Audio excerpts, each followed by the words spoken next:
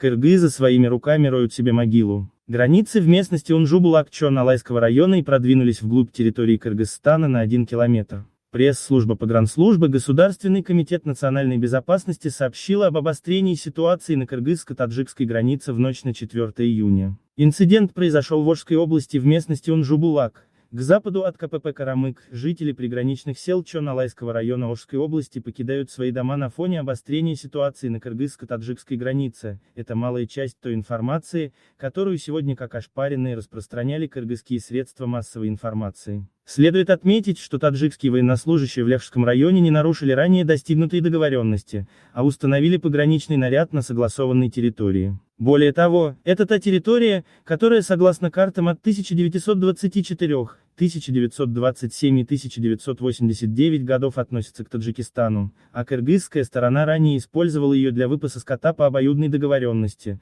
но это не значит, что кыргызы должны разевать на нее рот. Необходимо заметить, что раздуваемый кыргызской стороной в ляхском направлении пограничный конфликт является частью тактического хода недальновидного политического руководства Кыргызстана. Провоцируя конфликт в Ляхше, кыргызская политическая элита хочет дискредитировать правительство Таджикистана на мировой арене. Кроме того, Жапаров намерен использовать данное обстоятельство в качестве веского аргумента, который он рассчитывает использовать на предстоящей встрече с президентом Турции Реджепом Эрдоганом, то есть он хочет преподнести кыргызский народ в качестве опущенного и вызвать жалость турецкого лидера. Доподлинно известно, что Жапаров намерен выпросить у Турции беспилотные летательные аппараты «Байрактар», которые были использованы в Азербайджано-армянском конфликте. В случае, если ему удастся заполучить турецкие ударные БЛА, над центральноазиатским регионом возникнет реальная угроза безопасности, поскольку Кыргызстан непоследователен в своих действиях и имеет натянутые отношения фактически со всеми странами региона.